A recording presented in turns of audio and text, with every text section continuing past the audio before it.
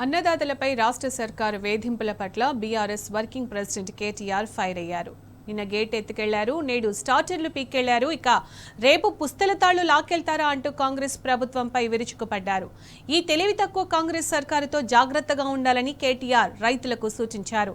అప్పుల పాలైన అన్నదాతలపై ఇంత కక్ష ఎందుకని ప్రశ్నించారు. కష్టాల్లో ఉన్న కర్షకులపై కాంగ్రెస్ కు ఇంత కోపమా అని మండిపడ్డారు. సాగునీళ్లిచ్చే సోయలేదు, పంటలు ఎండుతున్నా పట్టింపు లేదు, కానీ రైతులు అష్ట కష్టాలు పడుతుంటే వేధింపులా అని నిలదీశారు.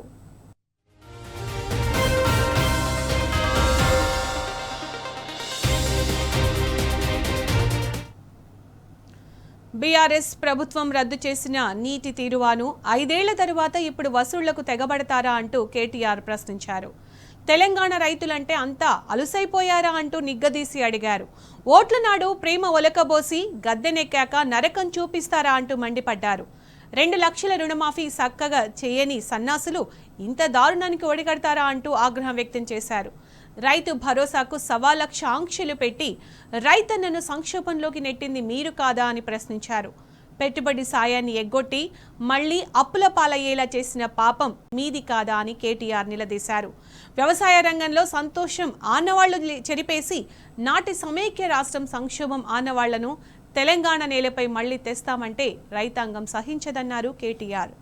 రాష్ట్ర రైతాంగం సంఘటితంగా పోరాడి సీఎంకు బుద్ధి చెబుతారని హెచ్చరించారు.